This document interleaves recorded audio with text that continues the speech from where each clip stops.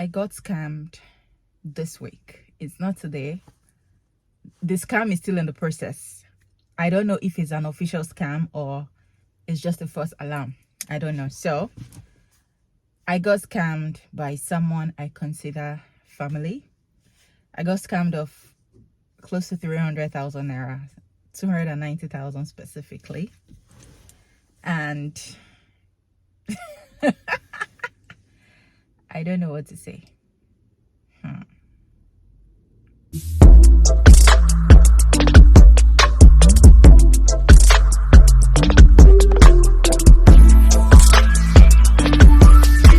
Welcome to my YouTube channel. My name is Wanuyaji, and today I got scammed, but that's not what this video is about.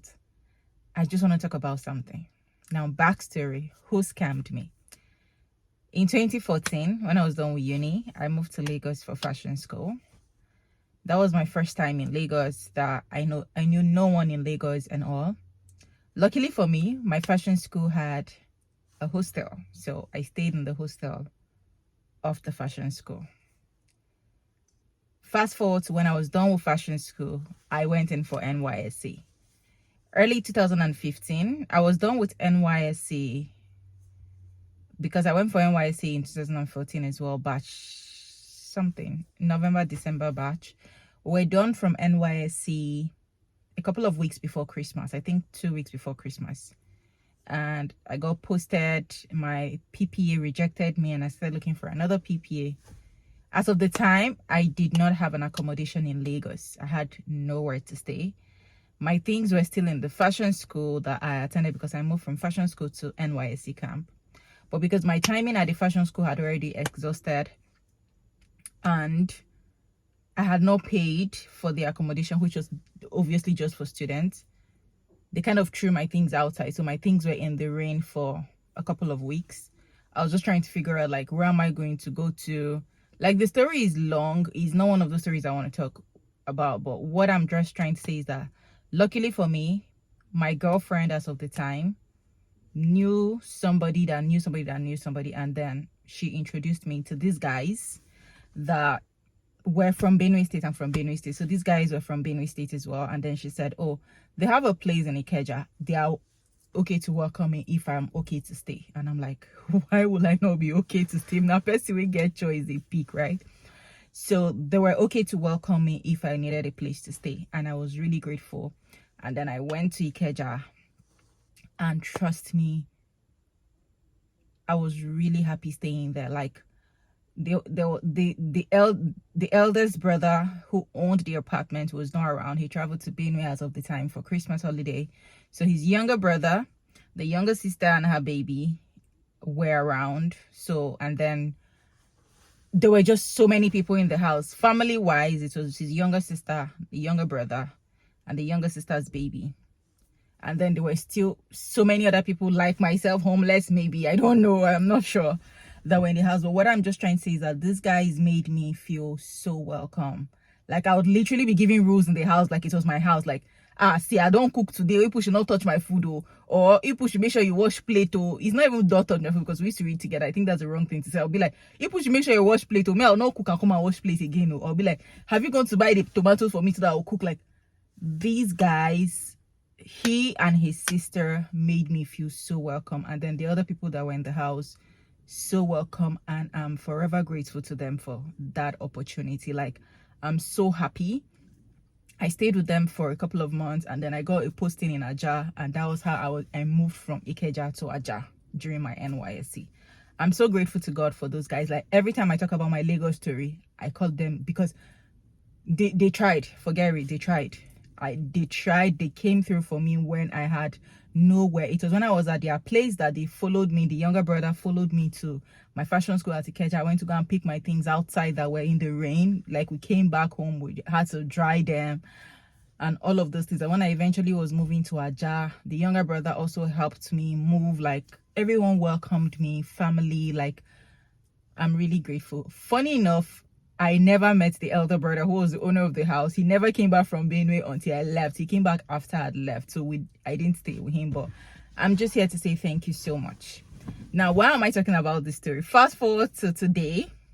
The younger brother of the person I stayed with, so the one that was really my guy, is the one that has scammed me now of 290,000. Why I don't want to call this a scam? He does hair. Now, when my sisters want to buy hair, I always tell them, buy hair from vendors that you know, blah, blah, blah. Buy hair. There's this girl on Instagram that I give her free publicity. She doesn't send me. Ginika. I give Ginika free publicity. Everybody in my family has shopped to Ginika apart from myself. When I wanted to buy this hair, I said, you're always marketing Ginika like she gave you a job. Why won't you just buy hair from Ginika? I was like, my guy sells hair now. Why will I go and buy it from Ginika? And at the end of the day, me, I'm not even a hair person. So I'm not even about the flip. As far as you give me a good quality hair, I'm good to go. I don't necessarily must do raw donor or single donor kind of thing. So I would literally not go there. And secondly, Ginika, again, was more expensive. I can save money and buy, but so I just felt like, let me patronize my guy. And he's been sending me hair back to back to back. And funny enough, one of my best hairs I have, I bought it from him. Just that I bought it from him through my cousin. So that day, and again, I just need us to know that if your instincts are telling you something is wrong, 90% of the time, something is wrong. Before I sent that money, I called my cousin. I was like, I want to send Jude money to do hair for me, but I don't understand Jude something again. You just, if I send Jude money, you know, carry my money, enter like lost for road. She said, no, I should send him. I just need to be following up. Even she just recently bought hair from Jude and all of this. And that was the cousin I bought the first good, very nice hair through her from Jude. And then I sent Jude money for the first. I want to do a short bob and a curly long hair. So I said I don't have money. So he gave me an option. He said a short bob, I can get very good human hair for 110,000 to do a short bob. So we should do that for 110,000. Now for the curly one, if I want raw hair, it's like 300, 400 and something thousand. But if I can do the factory one, the guy is good. He said I can do the factory one. The factory one is not as good as the raw one, but it's still nice. So if I don't have money, I don't need to stress myself and go for the raw donor or whatever. Curly hairs is maintenance. If you have a good human hair, curly hair, and you maintain it well, you don't really know if it is the raw or unraw. So I should just go for the factory one, which is 180,000 for the length that I wanted. So I said, okay, I gave him. I sent him the first money. He did the wig. I said, can I see it? He sent me a picture that looked like an Instagram picture. What I mean by an Instagram picture, a picture that you pick from another vendor's page, because I know what he looks like. I kind of feel like I know how his apartment looks like. I don't know where he works because I know he works with multiple people. So today he's going to work with this person's. You know how stylists can be. They're all over the place. So I said, Jude, this video he sent to me, number one, you were supposed to give me a 4x4 closure. The video he sent to me has like a full frontal. He now said, no, that's not frontal. It's a factory wig. It's called T closure. That is how it comes. And I browsed it and I realized that T closures come and look like they are frontal. I don't know. That was what I saw as of the time, right? So I said, okay, my mind was not just sitting down well with this whole thing, but it felt like something was rubbing in my face, and I sent the remaining money. He did the hair. Somebody is coming to me very soon. So I was like, okay, go and give this hair to this lady. Let her bring it for me. He said, okay, he's going to send dispatch rider. As if I knew. And that day I watched his skit that, is he one guy, I forgot his name, did about dispatch riders that will collect your products and come back in the night. Like, so I was like, Jude, don't give my hair to dispatch rider, because I didn't want to hear stories that you gave dispatch rider go lost. I said, Jude, whatever is going to take you to deliver that hair to that lady by yourself, I will give you the money. Do it. He said, okay. He's going to take it the next day on his way to work. Long story short, he never took that hair. He just kept telling me, I'm on the way. He actually even called the lady. He got to the lady's estate. He called the lady and said, I'm at your estate gate. Give me the address, the house number. The lady gave him, and that was the last time we heard from Jude. Jude comes online briefly. I communicate with him on Instagram. Everybody, I've sent my sisters, the one that bought the hair before, my cousin that bought the hair from Jude before. Funny enough, Jude's younger sister, not the one that I stayed with, another younger sister, is her best friend. So she's been calling back and back. They said Jude has not been in the house for the past couple of days. Jude is not answering my messages on Instagram. Like, everything is just off. So I'm really surprised. I feel so sad. In fact, in our conversations, when he was not sending me pictures or going to the device, I said, Jude, I don't think say you go scam me. So you not supposed to scam me. He said, why you go scam me? All of those things. And I really see this thing here. I'm saying it from a place of betrayal and really not hurt. And I'm feeling so sad about it because we're communicating back to back, and all of a sudden Jude is always online. Like, he's always sending me messages and stuff like that. For the past 3 days now, Jude is not online. I can't see him anywhere online. He just comes online briefly for like 2 minutes. I don't know if he comes to check me, I don't know, and then goes off. I drop him messages, he doesn't. Before he was reading them, now he doesn't even read it. And today on my way to church, I woke up, I was so angry. And then I sent him messages. I said, if he does not return my hard-earned money, because I worked for that money, he's going to die. He will go to jail. Whatever he does will not prosper. Like, I sent so many curses, and I told him I'm going to follow him up physically and spiritually. If he doesn't give me my hair or my money, nothing, I will go naked and pray for him. Like, I said so many things. And on my way to church, I just started thinking, I was like, is this really what I want Jude to go through? No. Jude is my guy. Whether he collects my money or not, he's my guy. Is this what I really want him to go through? I said no. Do I want him to die because he took away my 290k? I have not heard from him. I don't know what's going on, so I'm feeling very emotional. No. Do I want him to go to jail? No. Do I want him not to prosper? No. I don't want any, like, I'm crying, yes. I don't want any of those things to happen to Jude. But I feel very betrayed because I didn't think Jude would take my money, not do my hair, not give me any excuse as to why that hair is not done, and go off. Now, that part of Jude, the conversation is gone. Now, I'm just here to say that these tears I'm crying, I'm just crying from a place of betrayal. I'm not crying. Yeah, 290k is a lot of money. Whether I'm abroad or not, it's a lot of money. I literally earn minimum wage. So for me to be able to pay my bills and be able to still cough 200 and something dollars to make up, because I stay in Canada. So for me to be able to cough 200 and something dollars to make that amount of money, to be able to send it to Jude to do something for me, and he didn't do it, then you know how hurt it is for me, right? But at the same time, that day Jude didn't pick my call, that Friday, something else happened. I got a news that I was not expecting. I'm going to make a video on that. I got a news that I wasn't expecting, like a good news that came like a miracle. And in my head, I'm like, when one door closes, another one opens. And again, I just want to say, 4 years ago, I was not at a place to buy hair for even 100k. I was not at that place. If I want to buy hair for 50,000 naira, that is if I even have up to 50,000 naira to buy hair. If 4 years ago someone scammed me of 5k, the pain will come from the place of I don't even have this money. And right now, I'm in that place where someone has scammed me of 290k. And instead of thinking the worst for that person, I'm rather thinking, do I want this person to die? No. Do I want this person not to prosper because the person scammed me of 290k? No.